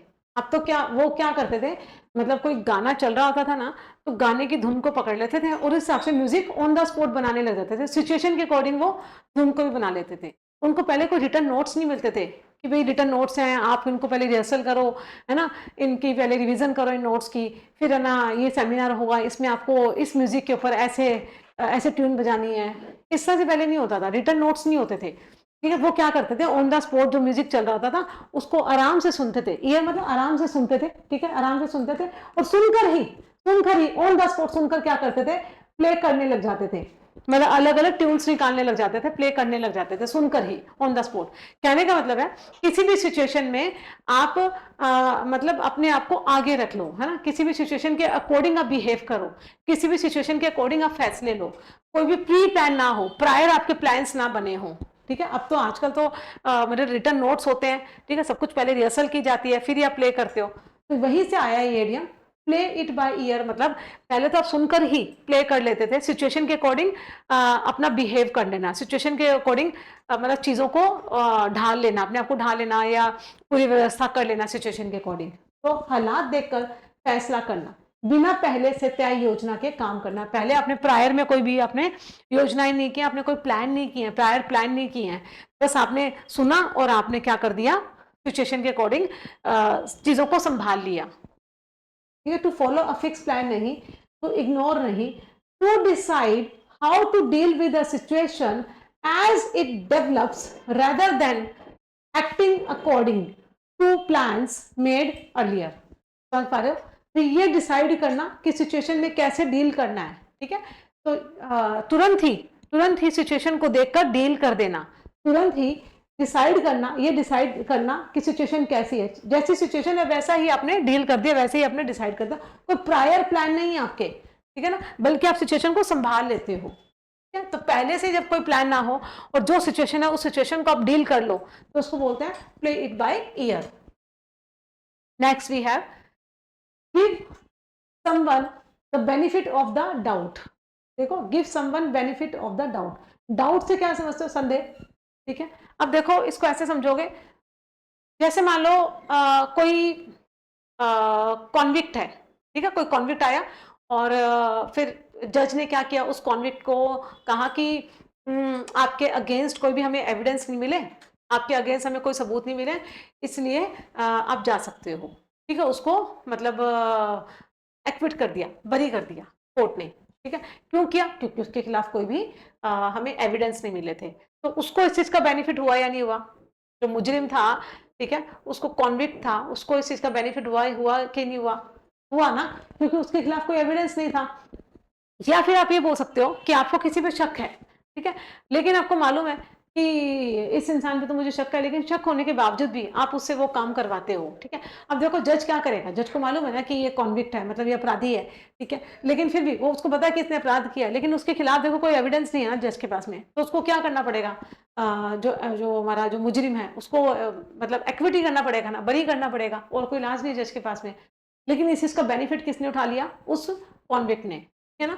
तो जब आपके पास में कोई चीज ना हो, कोई एविडेंस ना हो, और इस बिहाफ पे, ठीक है ना, आप क्या कर लो, आप क्या कर लो, डाउट के बेस पे ना आप किसी को सजा तो नहीं दे सकते, तो उस डाउट के बेसिस पे क्या हो गया, जो कॉन्विक्ट था वो बेनिफिट उठा गया। आपके डाउट के बेसिस पे, आपके डाउट के बेसिस पे जो बेनिफिट है वो कौन उठा गया? वो कॉन्विक्ट उठा गया, वो मुजरिम उठा गया, क्योंकि आपको तो डाउट था। ठीक है, आपके पास में कोई एविडेंस नहीं थे, एविडेंस थे नहीं, ठीक है, कोई सबूत नहीं थे। अब एविडेंस नहीं है तो आप किसी को सजा भी नहीं दे सकते, ठीक है, ट्रायल भी नहीं दे सकते, तो आपने उसको ट्रायल से क्या कर दिया? फ्री कर दिया, क्योंकि आपको डाउट था। तो आपके डाउट का बेनिफिट, आपके डाउट का बेनिफिट किसने ले लिया? आपके डाउट का बेनिफिट उस मुजरिम ने ले लिया, उस कॉन्विक्ट ने ले लिया। तो आपके डाउट का बेनिफिट जब कोई और ले ले, है ना, किसी और को जब उसका बेनिफिट हो जाए, शक के बावजूद भी किसी पे भरोसा करना या संदेह का लाभ देना, संदेह का, आपको तो संदेह था लेकिन उसका लाभ किसको मिला? उस कॉन्विक्ट को मिला, क्योंकि उसको सजा ही नहीं मिली, उसको आपने एक्विट कर दिया, बरी कर दिया, तो लाभ तो उसको मिला, जबकि उसको अंदर से मालूम है कि मैंने ये काम किया, मैंने गलत काम किया, लेकिन आपके पास में कोई एविडेंस ही नहीं है। तो डाउट होने के बावजूद भी बेनिफिट मुझे मिला, आपको नहीं मिला, मुझे मिला, है ना। To prove someone is wrong, no, to ignore नहीं, to decide that you will believe someone even though you are not sure. ठीक है, आप ये डिसाइड करते हो कि आप इस पे बिलीव करोगे, जबकि आपको मालूम है आप श्योर नहीं हो उस चीज के बारे में। They are telling the truth, आप इस चीज के बारे में श्योर नहीं हो कि जो ये बता रहा है ना ये सच होगा, आपको मालूम है जो बता रहा है वो सच नहीं होगा, फिर भी आप ये डिसाइड करते हो चलो ये जो बोल रहा है मुझे इसकी बात माननी पड़ेगी, है ना। तो जब आपको मालूम है कि वो सच नहीं बोल रहा, आपको डिसाइड, जब वो आपको मालूम है आप वो सामने वाला सच नहीं बोल रहा, आप उसकी बात को मान रहे हो, क्यों? क्योंकि आपके पास में कोई और चारा ही नहीं है ना मानने का। तो बेनिफिट किसने उठाया? झूठ बोलने वाले ने। तो झूठ बोलने वाले ने क्या कर लिया? यहाँ पे बेनिफिट उठा लिया। ठीक है ना, जब आपके पास में आपको मालूम है, ठीक है ना, आप श्योर नहीं हो, आप क्या हो? श्योर नहीं हो, ठीक है, कि जो सामने वाला है, ठीक है ना, to decide that you will believe someone even though, ठीक है, आप ये जब डिसाइड कर लो कि आपको किसी उसकी बात पे बिलीव करना ही पड़ेगा, दो यू आर नॉट श्योर, जबकि आप श्योर नहीं हो that they are telling the truth, वो सच्चाई बोल रहे हैं, लेकिन आपके पास में कोई और चारा नहीं है। तो जब आपके पास में कोई चारा नहीं है मानने के अलावा, तो इस चीज का बेनिफिट किसने उठा लिया? झूठ बोलने वाले ने। तो वही बात है, ठीक है ना। Give someone the benefit of the doubt का मतलब है जब आपको किसी चीज पे डाउट होता है ना, किसी पर्सन पे डाउट होता है, तो वो जो जिस इंसान पे डाउट है ना, वो उस चीज का बेनिफिट उठा ले। क्यों? क्योंकि आपके पास में प्रॉपर एविडेंस नहीं है, प्रॉपर प्रूफ नहीं है, ठीक है ना, आप खुद ही श्योर नहीं हो। तो जब आप श्योर नहीं हो, प्रूफ नहीं है, एविडेंस नहीं है, तो बेनिफिट वो कौन उठाएगा? जो सामने वाला है, जो झूठ बोल रहा है, जो कल्प्रिट है, वो उठाएगा। Next, add fuel to the fire. ये तो इजी है ना, आग में घी डालोगे तो आग क्या होगी? और ज्यादा बढ़ेगी। तो बस वही है, स्थिति को और बिगाड़ देना, आग में घी डाल देना है, तो बहुत ईजी है ना। टू मेक अ बैड और डिफिकल्ट सिचुएशन वर्स, पहले से कोई चीजें बड़ी बिगड़ी हुई है उसको और ज्यादा बिगाड़ देना, ये इजी है, इसको नहीं एक्सप्लेन करेंगे। हार्ड नट टू क्रैक, ये हो चुका है, ठीक है ना, वॉलनट से मैंने आपको समझाया था ये। Have a bash, have a bash, have a bash से क्या समझते हो? जैसे मान लो हैव अ बैश से आप ऐसे समझो कि जैसे कोई पार्टी है ना, जैसे यंग सारे के सारे मान लो यूथ हैं सारे के सारे, ठीक है, सारे के सारे 18-20 साल के बच्चे हैं और वो पार्टी कर रहे हैं, ठीक है, तो वो पार्टी कर रहे हैं, बैश करने का प्लान कर रहे हैं, और फर्स्ट टाइम कोई बैश कर रहे हैं, तो फिर वो क्या कर रहे हैं, कोई चीज़ें अटेम्प्ट करने की कोशिश कर रहे हैं। अब पार्टी होगी तो कई चीज़ें होंगी, मतलब उसमें स्मोक भी होगा, ड्रिंक भी होगा। तो किसी चीज़ को फर्स्ट टाइम अटेम्प्ट करना, किसी चीज़ को अटेम्प्ट करना, किसी चीज़ को करने की कोशिश करना, हैव अ बैश। बैश मतलब पार्टी, ठीक है। पार्टी के अंदर यूथ क्या आएंगे, सब चीज़ें करेंगे। अब यूथ हैं तो फर्स्ट टाइम ही करेंगे, कोई इंसान फर्स्ट टाइम तो शुरू करेगा ना, 18-19-20 साल की एज होती है। तो फिर जो वो क्या कर रहे हैं, कोई स्मोक भी करेगा, ड्रिंक भी करेगा, मतलब किसी चीज़ को अटेम्प्ट करने की, किसी चीज़ को करने की कोशिश करना, फर्स्ट अटेम्प्ट, ठीक है। फर्स्ट अटेम्प्ट, कोशिश करना, ठीक है। पहली बार कुछ करने की कोशिश करना। बैश, पार्टी, पार्टी में हमने क्या किया, फर्स्ट अटेम्प्ट किया। पहली बार हमने स्मोक करने की कोशिश की, पहली बार हमने ड्रिंक करने की कोशिश की। बैश, पार्टी, पार्टी में फर्स्ट अटेम्प्ट किया, पार्टी में फर्स्ट टाइम हमने ट्राई किया, स्मोक किया, ड्रिंक किया, फर्स्ट अटेम्प्ट, ठीक है। इस तरह से तो to try to do something you have not done before, एक कुछ ऐसा करना, ठीक है, कुछ ऐसा करने की कोशिश करना जो आपने पहले कभी ना किया हो, ठीक है। पार्टी है, पार्टी में आपने कुछ ऐसी चीजें की जो आपने पहले कभी नहीं की। Next we have to end in smoke, बोलता है सारा कुछ मिट्टी में मिला दिया। बेवकूफ, इतना पढ़ाया था, इतना पढ़ाया था, तो भी देखो इतने कम नंबर आए, सब कुछ मिट्टी में मिला दिया। वही बात है, सारा कुछ धुएं में मिला देना मतलब नाकाम हो जाना, अंत में सब कुछ व्यर्थ हो जाना। सब कुछ स्मोक में मिला दिया, सब कुछ मिट्टी में मिला दिया। To make up one's mind, make up one's mind मतलब I have make up my mind, मैंने अपना माइंड मेकअप कर लिया है कि अब आपकी क्लास चलेंगी सारी एमटीएस की ना, जब तक पेपर चलेगा हम आपकी क्लासेस लेंगे। मेकअप माइंड मतलब प्रिपेयर हो जाना माइंड से, किसी चीज का मन बना लेना, निर्णय कर लेना, प्रिपेयर हो जाना। To decide what you do, ठीक है, to decide what to do, आपने डिसाइड कर लिया कि आप क्या करोगे। मेकअप माइंड मतलब ना माइंड मेकअप कर लिया है, आपने अपना माइंड मेकअप कर लिया ना कि आप इस बार अपना सिलेक्शन लेके रहेंगे, वही बात है, ठीक है ना, अपने माइंड को प्रिपेयर कर लेना। अब मेमोरी, एक मेमोरी, माइंड लाइक अ सीव, सीव क्या होती है, छन्नी होती है ना, छन्नी जिसमें आटा वगैरह छानते हैं, छोटे छोटे छेद होते हैं। तो आपकी जैसे मान लो माइंड है, माइंड एक छन्नी है, माइंड छन्नी होगा तो भाई कैसे चलेगा, मतलब माइंड के अंदर अगर मान लो छन्नी होगी तो सारा कुछ यहाँ टिकेगा क्या, सारे छन के नीचे आ जाएगा, मतलब आप कोई चीजें भूल जाते हो, आपकी मेमोरी बहुत वीक हो गई है, आपको कुछ याद नहीं रहता, आपका दिमाग कैसा है, छन्नी के जैसे हो गया है, हर कुछ छन जाता है, कुछ याद ही नहीं रहता, सब कुछ छन जाता है। सी मतलब छन्नी, तो बहुत कमजोर याददाश्त, जो बातें याद न रख पाए, ठीक है। Having a very bad memory, being unable to remembering things, है ना, हम चीजों को याद ना कर पाए, हमारी मेमोरी बहुत वीक हो। कुछ लोग होते हैं ना जिनकी मेमोरी बहुत वीक होती है, कुछ याद ही नहीं रहता, है ना, पहले दिन कुछ याद किया तो अगले दिन कोशिश करी फिर भूल गए, सेकंड डे हमने फिर याद किया फिर भूल गए। तो मतलब आपका माइंड क्या है, माइंड लाइक अ सीव, छलनी के जैसे आपका दिमाग, आपके दिमाग में छलनी है ना, कुछ याद नहीं रहता, भूल जाते हो। ब्रेक का लेग, बोलते हैं ना टीचर्स आपको देते हैं ना, विशेष करते हैं, गुड विशेष देते हैं एग्जाम से पहले। यस, ब्रेक अ लेग, जाओ और तोड़ के आना पेपर को, मतलब तोड़ के आना मतलब गुड विशेष, ठीक है ना। ब्रेक अ लेग, किसी को अच्छा विश करना, किसी को शुभकामनाएं देना, गुड लक कहना, तो गुड लक होता है break a leg, good wishes. Go, go and break a leg, है ना, ये बोलते हैं ना एग्जाम से पहले लिखते हैं ना, go and break a leg, good wishes. Hit the jackpot, अब जैकपॉट लगा है किसी का तो बड़ी सफलता ही मिली है, जैकपॉट लगा तो क्या मिली आपको, बड़ी सफलता मिली है, बड़ी सफलता मिलना, बड़ा इनाम जीत लेना। तो विन द लार्ज प्राइज और अचीव ग्रेट सक्सेस, चलो इजी था, इसमें ज्यादा टाइम नहीं खराब करेंगे। नेक्स्ट, पास द बक, इसको समझो, बक, बक को आप ऐसे समझो, आपने वो पिल्लो वाला गेम खेला होगा ना, एक तकिया होता है, कुशन होता है, तो सारे लोग सर्कल में बैठते हैं, फिर हम कुशन को ना पास करते हैं, है ना, पहले वाला सेकंड को पास करेगा, सेकंड वाला थर्ड को पास करेगा, पीछे से म्यूजिक चल रहा है, लेकिन ऐसा गेम खेला होगा ना आपने। बक वहीं से आए, बक का मतलब कुशन, तकिया, पिल्लो, है ना। बक एक गेम होता है जिसमें अपने कुशन को आगे वाले कंपेनियंस को पास करते हो। हम कोशिश करते हैं कि जो जो भैया ये तकिया हमारे पास ना आ जाए, हम फटाफट से उठा के सामने वाले को देते हैं, सामने वाला थर्ड पर्सन को देता है, थर्ड वाला फोर्थ को देता है ना। जैसे ही म्यूजिक रुकता है और जिसके पास में वो क्वेश्चन रह गया, फिर भाई उसकी तो लेते हैं सब ना। अब तुम खड़े हो जाओ भाई, तुम ऐसे करो, 2 मिनट तक डांस करके दिखाओ, ऐसे करो 5 मिनट तक मुर्गा बन के दिखाओ, इस तरह से करते हैं ना। तो वो जो बक है, जो वो कुशन है ना, तो उसको वो एक आपके लिए डिफिकल्टी है या नहीं है ना, वो अपने अपनी बहुत बड़ी डिफिकल्टी है, बहुत बड़ी दुविधा है। तो आप जब डिफिकल्टी से दूर भागो, है ना, आप किसी और पे डालो, मतलब आप मुसीबत, आपके ऊपर कोई मुसीबत आई है, कोई डिफिकल्ट टाइम आया, आप किसी और पे डाल दो वो तो क्या क्या कर रहे हो, वो क्वेश्चन क्या कर रहे हो, किसी और पे तो डाल रहे हो, वो आपके लिए डिफिकल्टी आई नहीं है तो आप किसी और पे डालते फटाफट से, और सेकंड वाला उसको लेना नहीं चाहता है, वो किसी और पे फेंकता है, तो वहीं से आया है ये, ठीक है ना। पास द बक का मतलब है जिम्मेदारी किसी और पर डाल देना, ठीक है। डिफिकल्ट टाइम होता है या कोई जिम्मेदारी होती है, कोई रिस्पॉन्सिबिलिटी होती है, किसी और पे डाल देना। टू एक्सेप्ट रिस्पॉन्सिबिलिटी, इसमें तो एक्सेप्ट ही नहीं करते हम, बक को, तकिए को एक्सेप्ट थोड़ी ना करते हैं, तो फेंकते हैं दूसरे वाले के पास में। टू सॉल्व नहीं, to shift the responsibility for something to someone else, ठीक है ना, किसी और पे जिम्मेदारी छोड़ देना, किसी और पे जिम्मेदारी डाल देना। आप जब जिम्मेदारी से बचो किसी और पे डाल दो तो उसको बोलते हैं pass the buck, is passing the buck. Generally भाई बहन घर में छोटे बड़े होते हैं तो मदर किसी को काम कह देती है तो कहते हैं अरे इसको बोल दो ना, इसका मतलब you are passing the buck. बस उसी क्वेश्चन वाले गेम से याद कर लो, याद हो जाएगा। ठीक है ना, रिस्पॉन्सिबिलिटी किसी और पर डालना। To prime the pump, to prime the pump से लर्न करो। पंप होता है हेड देखा है ना, हेड पंप में पानी ऐसे ही नहीं आता, पहले हम उसमें थोड़ा पानी डालते हैं, ठीक है ना, उसमें थोड़ा सा पानी डाला जाता है, फिर उसको पंप किया जाता है, तब उसमें पानी आता है कि नहीं। तो मतलब पहले आपको कुछ डालना पड़ा उसमें। इसका मतलब किसी चीज को इनिशिएट करने के लिए ना, किसी चीज को आप कोई चीज भी, आप कोई काम करते हो, ठीक है, उस काम को करने के लिए, इनिशिएट करने के लिए आपको कोई पहले सपोर्ट करे। जैसे पंप से पानी निकालने के लिए हम उसमें पहले थोड़ा पानी डालते हैं। इसका मतलब जब आप कोई बिजनेस की शुरुआत करो, आप कोई काम अपना करो, तो आपको कोई इनिशिएट कर दे, पहल कर दे, आपकी कोई मदद कर दे, तो उसको बोलते हैं टू प्राइम द पंप। शुरुआत करने के लिए मदद देना, किसी काम को चलाने के लिए निवेश करना, ठीक है। कोई आपकी स्टार्टिंग में कोई हेल्प कर दे तो उसको बोलता है to prime the pump.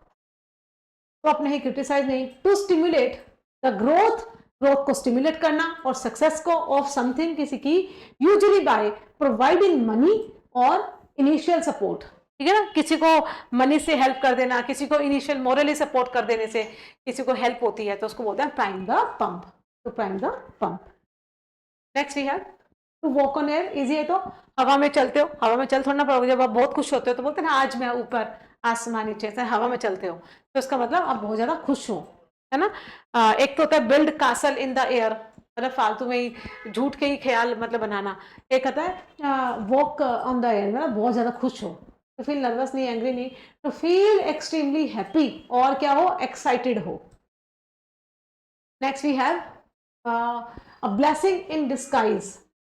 Disguise का मतलब छुपा हुआ ना, मतलब आप देखते हो ना जैसे बाहर मुखौटा लगा के लोग घूमते रहते हैं ना, ऐसे डिस्गाइज है ना।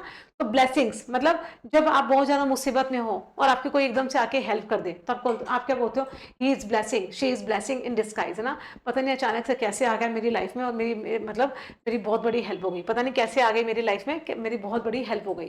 कई लोग होते हैं ना आपके लाइफ में जो ब्लेसिंग इन डिस्गाइज का काम करते हैं, मतलब बोलते हैं ना गॉड के जैसे ये होते हैं भेजे हुए बंदे, वही है, ठीक है ना।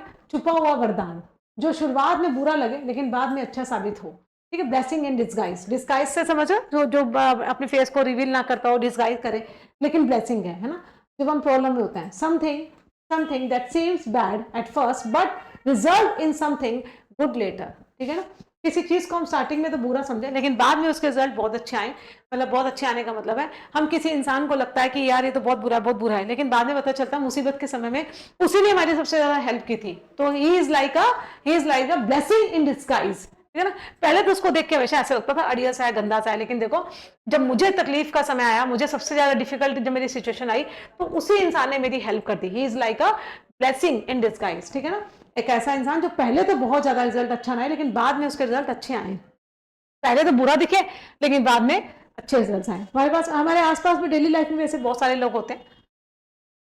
Fall foul of, foul, fall foul of, foul से क्या समझते हो, कैरम बोर्ड खेला होगा ना, कैरम बोर्ड में देखो फाउल्स होते थे ना, मतलब हम कहते थे फाउल, आपने फाउल कर दिया, तो आप फाउल करते थे तो क्या होता था, आप रूल को तोड़ते थे, रूल को तो जो तोड़ते थे, फाउल करते थे, तो फिर बदले में आपको क्या देना पड़ता था, जो आपने कॉइन्स सेव करके रखे वो आपको देते थे ना, बड़ा दुख होता था ना देते हुए, क्या बड़ी मुश्किल से तुमने उसको गेन किया, सारे कॉइन्स लिए हैं, अब देना पड़ रहा है ना। और लास्ट में तो भाई दुख जब होता था, वो जो वो रानी होती थी ना, क्वीन होती थी, उसको देना पड़ जाता था।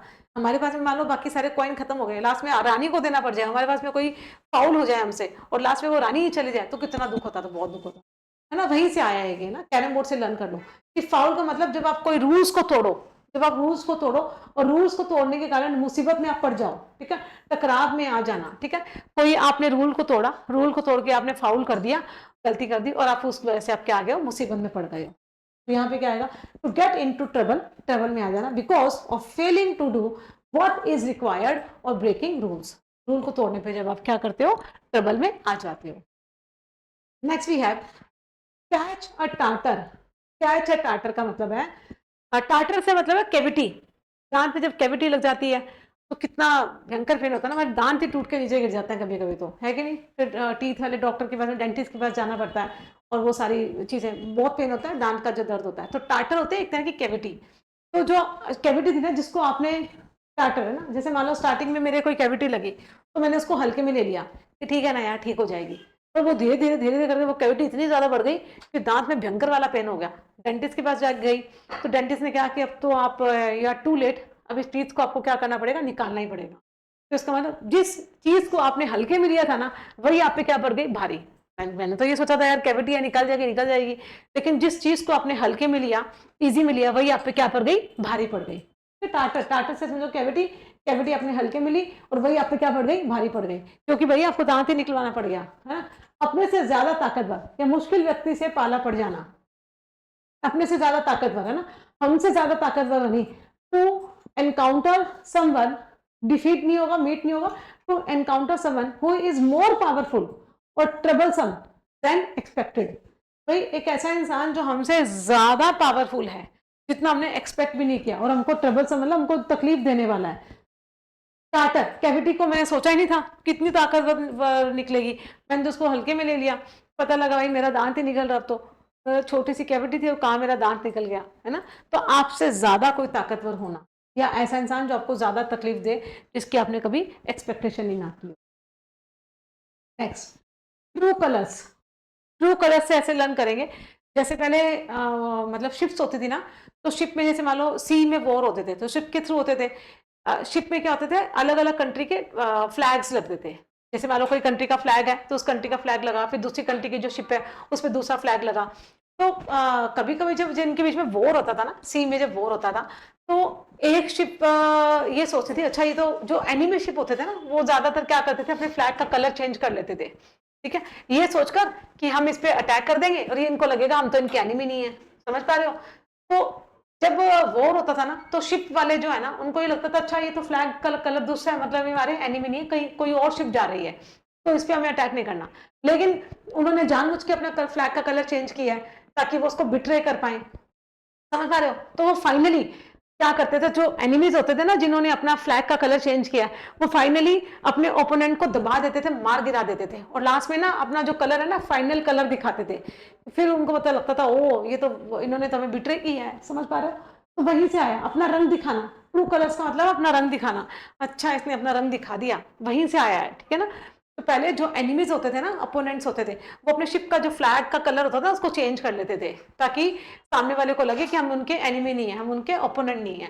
तो ट्रू कलर मतलब बाद में, फिर बाद में उनकी असलियत पता लगती थी। जब वो वॉर करते थे ना, तो फिर वो अपना फ्लैग का असली कलर दिखाते थे। असली रंग दिखाना, बाद में असली रंग दिखाना। ये एकता कपूर के जितने सीरियल्स होते हैं इसमें ये सब तो चलता है। ट्रू कलर, बाद में असली रंग दिखाया है ना।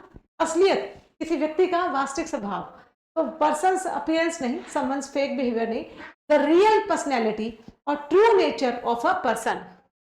कि रियल पर्सनैलिटी, ट्रू नेचर, तो अब समझ में आया है। अच्छा इसने तो असलियत तब दिखाई है, इसने अपना रंग तब दिखाया है। तो नेगेटिव कॉन्नोटेशन का वर्ड है, ठीक है ना। वहां से लर्न करना, बोर्ड से लर्न करना, इसको शिप से, बोर्ड से। Get your act together. Get your act ना, आप गेट योर एक्ट टुगेदर का मतलब होता है खुद को संभालना, व्यवस्थित होना, मतलब सारी चीजों को टुगेदर करोगे मतलब संभालोगे, गंभीर होकर काम करना, ठीक है ना।